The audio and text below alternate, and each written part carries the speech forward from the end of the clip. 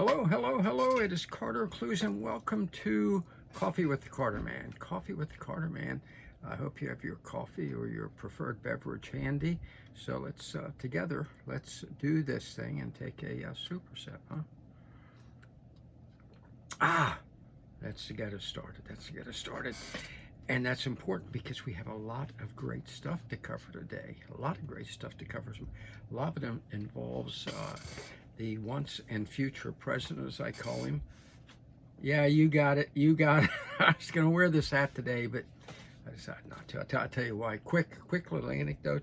Years ago, I was doing an infomercial with Jerry Clower. Jerry Clower. Those of you who remember Jerry Clower, remember he was the greatest country comedian of all time. Guys like Jeff Foxworthy and all of them kind of have emulated him, and they tell you that first thing. Jerry was a wonderful man, an incredible comedian, and we sold fishing lures on an infomercial, the helicopter lures. Some of you may remember that. We sold millions of them because Jerry was a great salesman. Him and Roland Martin, the Mickey Mantle of bass fishing, and Jerry and I went up to QVC for him to do a show with Lisa Robertson, that incredibly wonderful, beautiful on-air hostess, good friend of mine. And I said to Jerry, remember Jerry was a big guy, looked like a bulldog. And I said to him, hey, Jerry, don't forget to wear your helicopter lure hat, right? You know, like me wearing a Trump hat. And Jerry said, Carter, son, when you only got one good feature, you don't cover it up. Okay, so I'm not saying my hair is a great feature, but I'm going to take all of my can, so I'm not going to cover it up. But nonetheless, we are going to talk a lot about the once and future president, because he's very much in the news, and we're going to talk about him in every segment because he is the topic, and you know, we've been pulling for him for a long time. Those of us at Constitutional Rights PAC, we helped put him over the top in 14 or 15 primaries on Super Tuesday. Nikki Haley. And we're going to help put him in the White House. So, as you know, we have 3 segments every Friday when we do Coffee with the Carter Man. We have 3 segments. First, review of the news. Going to get to that in just a minute. Then we have our interview. Today's interview is with a gentleman who I am telling you is the most brilliant financial analyst in America today, okay? Let me put it this way. He can make you money, okay?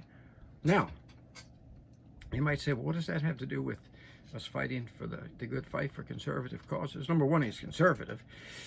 And number two, the more money you make, the more you can contribute to help the Constitutional Rights PAC fight the good fight, drain the swamp, bring Trump back in, and stage our revolution, and frankly get our revenge. Because I by the way, I am one of those who wants revenge. I want revenge on Biden, on Merrick Garland, Christopher Wray, everybody on the other side. I want revenge. So when you hear him talking about, isn't it awful, the factotum lickspittle mainstream media, when you hear them talk about, isn't it awful, them talking about getting revenge on those who support Biden? Count me in, okay? I have a feeling count you in too, after what they've done to us over the past 3.5 years, to us and to America, okay? So first we're going to do our review of the news, then the interview with Tim Melvin. Tim Melvin, this guy can make you money. Listen to what he has to say, okay? And he's a great guy. He's one of us. He's not one of these 5-ply, slick back hair, tanning booth, patina, Wall Street type guys. He's a down-to-earther, okay? He's like me. He probably like me. My favorite restaurant is probably Waffle House, like me. So he's one of us. And so we have that coming up. Then we're going to finish with prediction. Every show we finish with the prediction, and that's what we're going to do. We're going to try and keep it all within a half an hour to 45 minutes, so I'm going to have to stop yapping, okay, telling anecdotes, which I can't help myself, I just love to do, and get to the business at hand, okay? So first, let's do a review of the news, and Of course, Super Tuesday. Super Tuesday. Trump, he set all kinds of records, broke all kinds of records. Nobody has ever done what Donald Trump did on Super Tuesday, okay? No presidential candidate. Just totally swept the board. Oh, I know. Nikki Haley had a bunch of Democrats up in Vermont to vote for her. Those people ought to stick to sucking sap out of maple trees and leave the important matters to the rest of us. But at any rate, she did carry that by a couple votes because of the Democrats voting for her. That's the only people voted for throughout this whole primary season, folks, because that's who she was trying to help, that and the military-industrial complex. And so now, finally, she has gracelessly, not graciously, gracelessly bowed out and didn't even have the decency to honor her commitment to support the frontrunner, Donald Trump. But that's her, and that's always been her. She's always just been a vile person who never kept her word. After all, remember, she got elected governor of her state by acting like she supported, the principles of being a true Southerner. And the first thing she did was rip down the Confederate flag, which was not there in support of slavery. It was there in support of all those who died fighting for states' rights in the Civil War. Okay. And let's not forget that, okay? The people, the great grandfathers, the ancestors, the forebears of the people who live there now, who wanted just to quietly honor those who had fought for what they believed in, not just slavery. Yeah, some of them, I'm sure, particularly plantation owners, most of them, it was the right of states to be independent, which we're still fighting for today. Okay, look at Texas. Look at Texas. Fighting for the right to be independent, to protect their own border, for God's sake, which Joe Biden threw open in one of the most traitorous acts in history. So we have the tremendous victory by Trump. We know he will be the nominee now. By the way, go to constitutionalrightspack.com. Read my article, my Clues Views article on the election. I think it's pretty revealing. Look, my printer goofed up there. But this article, the enthusiasm factor, let me tell you what that means, because I think it's important, okay? I think it's important to what we're talking about, because it's a very significant part of Trump's sweeping victory, which has been overlooked. The enthusiasm factor among political scientists tells you that the candidate who generates the enthusiasm among his voting base is the one who wins, okay? If you're putting your supporters to sleep, chances are they're not going to turn out and you're not going to win. So here's what's significant about this race, and it's all in this column, and I've carefully analyzed it, okay? Chapter and verse. Look at all my charts, okay? Not bad for someone who's not a numbers guy. But what you had there, what significantly happened with Trump's victory in state after state, and I point out 3 states as an example of it. Biden has to carry, to whoever gets to be the next president of the United States, which would be Donald Trump, they have to carry Virginia, Michigan, and Colorado, okay? All 3 of which Biden stole in 2020. He stole the election. They stole the election with their phony COVID hoax and their crooked absentee ballots. He won each one, and he won them by fairly significant margins. They did a good job. They did a good job because Ronna McDaniel was asleep on the job. Thank God she's gone. Praise you, Lord. But Biden carried him by, anywhere from 7 to 14%, okay, those 3 states. But here's what's significant. In the primaries that just finished on Super Tuesday, Trump's vote total swamped Biden's vote total, the enthusiasm factor. Think about who turned out. In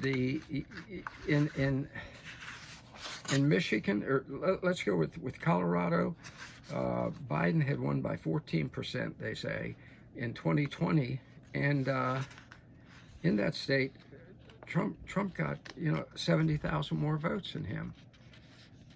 In in Virginia, okay, in Virginia, where in 2020, Biden is said to have won very handily by something like 10%. Biden bludgeoned him by over 100. Trump bludgeoned Biden by 100,000 more votes. Now, this is very significant. In other words, Trump's people enthusiastically, there's that word, turned out for him, while Biden could generate no enthusiasm whatsoever. None whatsoever. Minnesota, Biden won, they say, by 7% in 2020. Trump had 60,000 more primary votes. Okay? That's very significant. That's the enthusiasm factor.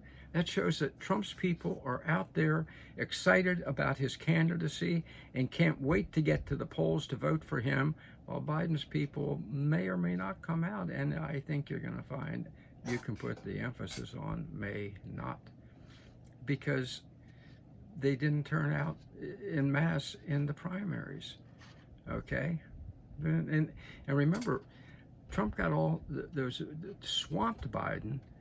And Trump had an opposition that took 20 or 30,000 votes. Biden had no opposition, except in Guam, where this Palmer fella, Jason Palmer, beat Biden. Okay, talk about a lack of enthusiasm. So that's very significant, and that's the first point I want to make in our review of the news. In Super Tuesday, Trump's voters turned out. Biden's just were not all that excited about the man, and it showed in the results. Trump swamped Biden's totals, and when they go head-to-head in November, he's going to do it again. So there you go. That brings us to the second item on our review, the news, and it relates to the Trump sweeping the primaries. When Trump swept those primaries, everything changed in Washington. Everything. All those who had opposed him, some secretly, some openly, all those who had said they supported him but weren't doing a damn thing, Conservative Inc., okay, suddenly we're real Trump supporters now, all right? It's the funniest place on the face of the earth, folks. I know. I worked there for well over 40 years, all right? So even this guy, yes, emaciated Mitch. Even emaciated Mitch came out and said, yes, he supported Donald Trump. Oh, emaciated Mitch came out. Now, let's talk about why emaciated Mitch came. Here's why I call him emaciated. This is what he looked like not too long ago. I want you to do a comparison here. This is what being bilious and vile does to a person, okay? There's fat cheek Mitch with his communist Chinese wife, okay? And there's emaciated Mitch, who, fighting Donald Trump, has taken a toll, clearly, thank God in heaven. What happened to Mitch? Well, several things. One is he realized this. Here's the story from the Federalist. 6% support. The lowest percentage support of any minority leader in history, okay? 6% of Americans approve of this guy, okay? In part because of his vile behavior toward Trump, okay? Here we had one of the greatest presidents in history, maybe the greatest. I put him up there with Ronald Reagan, and emaciated Mitch fought him every step in the way. The Thursday after Trump took office, emaciated Mitch and Ryan went to him and told him, if you don't stop talking about draining the swamp, and if you don't do as we tell you, we're going to undercut everything you do.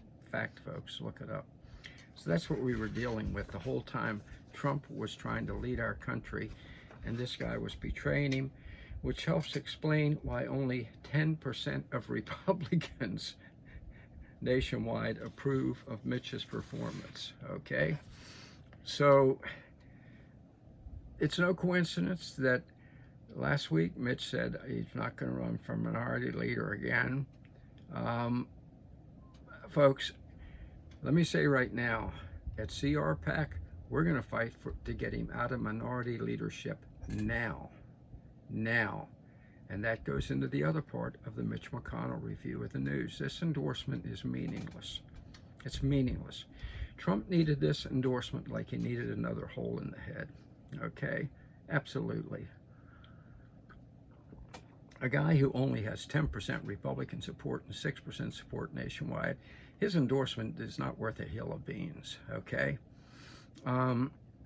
So what you had was Mitch trying to keep himself in favor to stay in that minority leadership until November, which is what he said. We cannot allow it. He only wants it for one reason, and that's to destroy Donald Trump's agenda between now and November and to undercut every MAGA candidate who runs. How do we know it? Because he did it in 2020. I was in a meeting with one of the top leaders of one of the top conservative Inc. organizations in Washington. Very private meeting. That's why I'm not telling you his name or the name of the organization. And he said, I know absolutely, and don't ever tell anybody that I said this, that Mitch McConnell cost us at least 6 seats in the U.S. Senate by opposing MAGA Trump candidates. And McCarthy cost us about 20 by opposing Trump MAGA candidates in the House. I want you to think about that. 2 things, think about it.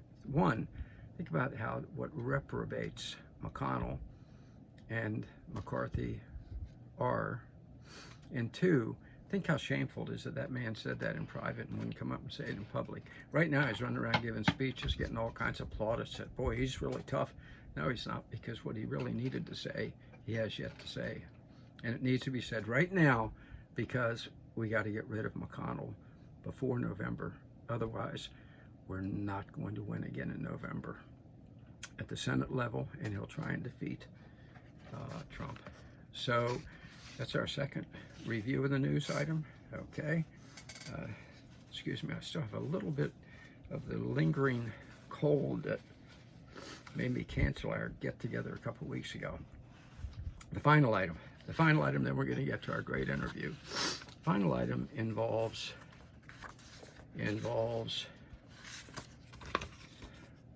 this. Ah! Yeah. I'm sorry. Victoria Nuland, the warmongers. Never met a war she didn't like. Never met a body bag she didn't want to hoist. The woman who was the architect of the Ukraine war that's cost 500,000 young Ukrainians their lives totally unnecessarily. They were ready to have a treaty between Ukraine and Russia in February of 22. She helped undercut it. Look at that face. Look at that face. How'd you like to have her? If I had her as a neighbor, I'd buy a Doberman. Another Doberman, okay? It's a vile woman. This is a woman who, I'm going to say it. Look, let me show you a picture of her just a few short years ago. There's Victoria Nuland a few short years ago. There's Victoria Nuland today. Abraham Lincoln said everybody over 40 is responsible for their own face.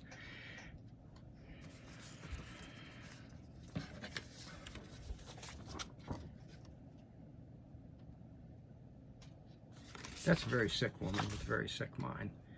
Somebody that lets herself go like that, turns herself into that, should never, ever be allowed to make major decisions that affects other people's lives. She's already destroyed her own.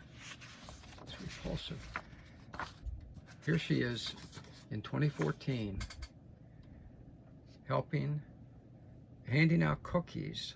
She was the cookie monster, the Maidan Revolution. Ukraine had elected in a democratic election a leader who was opposed to war and wanted a peaceful settlement, wanted peace, just wanted peace, that was all. She went in and helped overthrow him. She engineered the Maidan Revolution. There she is handing out cookies to everybody, where she went and overthrew a democratically elected government.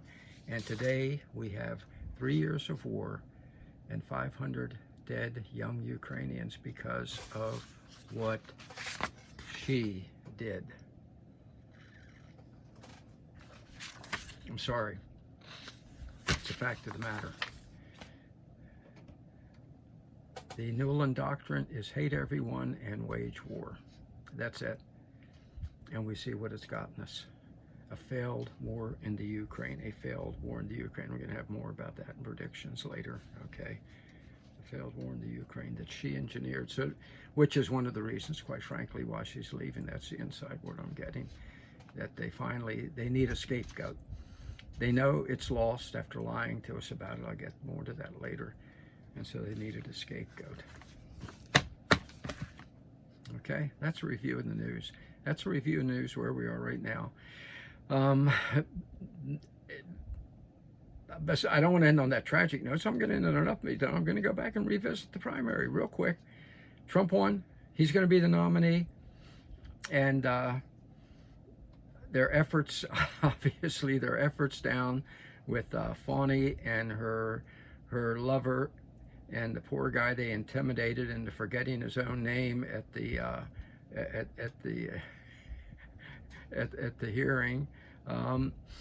They're done. They're done.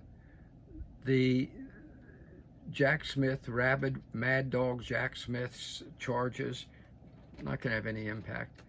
Not going to have any impact. The fact of the matter is, if the election were held today, Trump would win the landslide. The primaries are indication of that. And if we do our job, support him well, get out the vote, make sure that the new chairman of the RNC knows how to get out the vote, knows how to fight for ballot integrity and stop Democrat cheating, Trump will win in a landslide. And by the way, just for your information, it's another good note. The word I'm getting is very definitely the new chair of the RNC. They're going to fight like hell. They're not going to pull a stunt like Ronna McDaniel, Mitch Romney's niece, and help the Democrats and to a victory at every turn. She lost in every major election when she was the chair. She's gone now. The new people coming in, the word I'm getting is they're tough as nails. They're like us. They understand revenge. Okay. So there we go. Good stuff. Good stuff. And now, speaking of good stuff, let's get to the interview that you are going to love. Tim Melvin is someone who quite literally, whose word quite literally you can take to the bank. And then when you make a whole bunch of money, make sure to get your contribution into constitutionalrightspac.com. All right. So Tim, my good friend, my longtime buddy, and the guy that I look to talk about where the smart money is going and making more. Welcome to Coffee with the Carter Man. Okay, now let's do our conclusion. I'll make it shorter. Tim Melvin, what a great guy. What a great guy. What a smart guy. I mean, again, let me reiterate, this man was the, I say, secret advisor to the top hedge fund mavens in the country. When they wanted to know how to make more money quick, they picked up the phone and they called Tim. He had their number on their speed dial. And you should have the same, okay? So that was great, and we'll have him back again on a regular basis so we can keep multiplying your money, okay? Now let's get to our prediction. Here's my prediction. Here's my prediction. I'm going to make it short and sweet. Short and unsweet. Short and unsweet.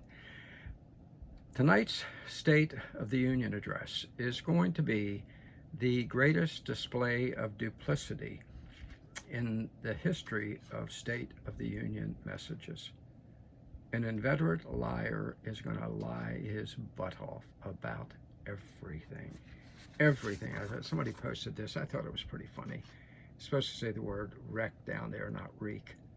But yeah, yeah. You never know what the guy is going to say or how he's trying to say it, but you know he's going to lie, because Joe Biden has lied all his life.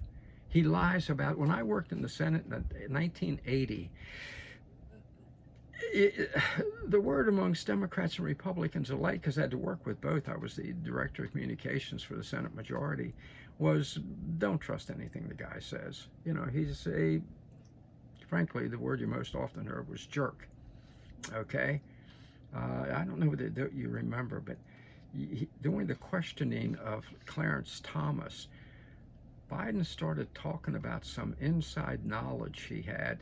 And he said, and it's knowledge you and I have, and you and I know this because we're both lawyers. And he went on and on and on. And Clarence just sat there like almost dumbfounded.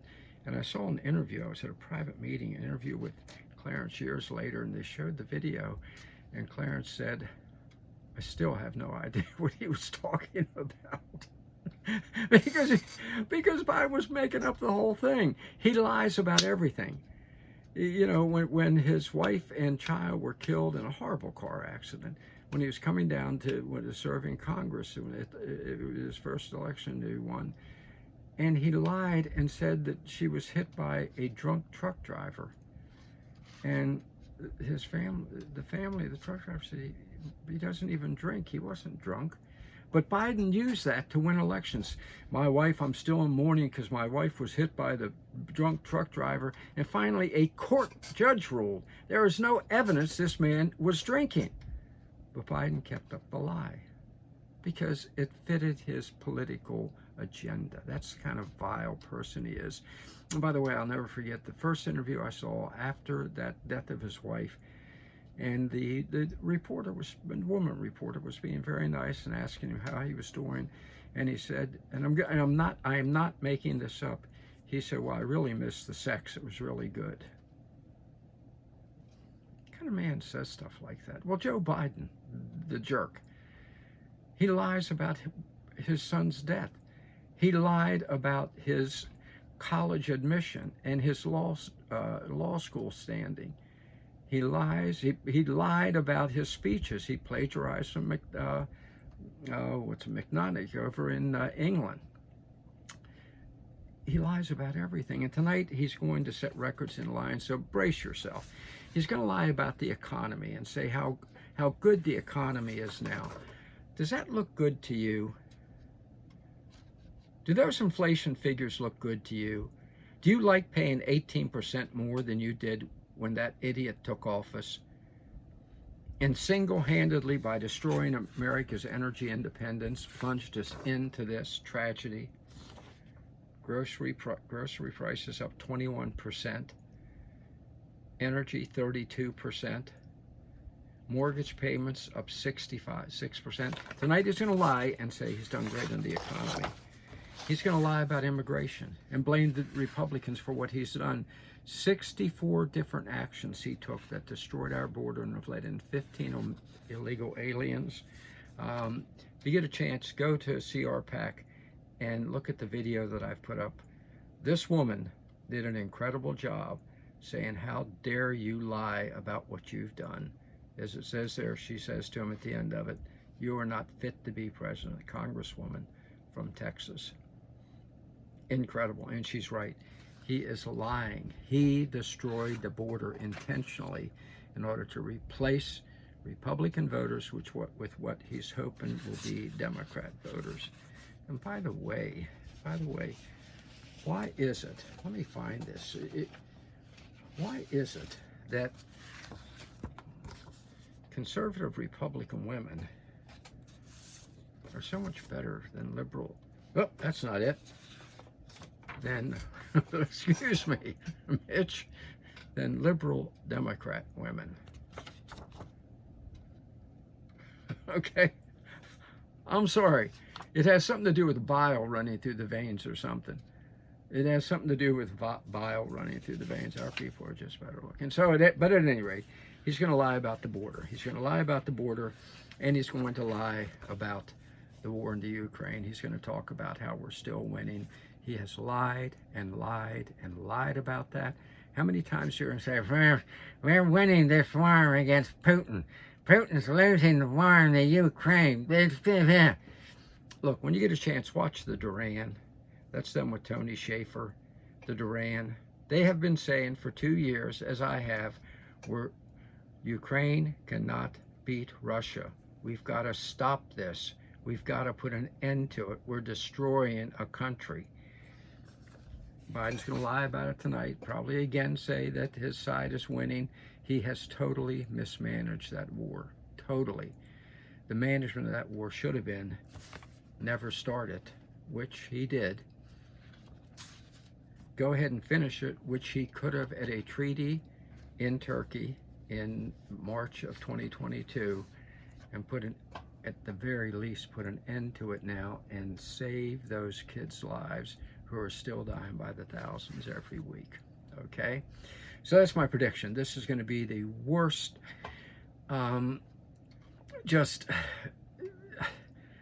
phalanx of lies in American history tonight. So just be prepared for it, be braced for it, okay? And be braced for it.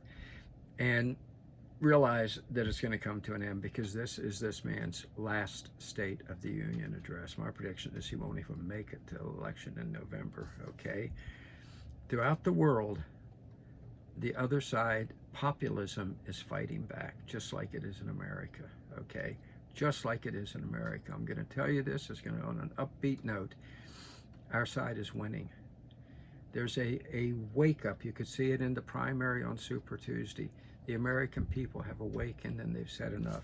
The people of Britain. Now look, I'm not a big fan of this guy, but what he says here, I despise the Prime Minister. Galloway just got elected. I don't agree with him on the Israeli situation. I do agree with him on the Ukraine. But he is a populist. In France, the populists are in the streets protesting. In Brazil, the populists are in the streets protesting. Our side is winning, and we're going to keep winning. And we're going to take back America and take back the ascendancy of freedom throughout the world, okay? Because sometimes those in the right end up with the might, and they're able to bring back that which, in my opinion, we have by divine right from our Creator from the beginning. So thanks for joining me today. Let's fight the good fight. Let's run the good race, and let's win this thing, all right? Let's do this thing together.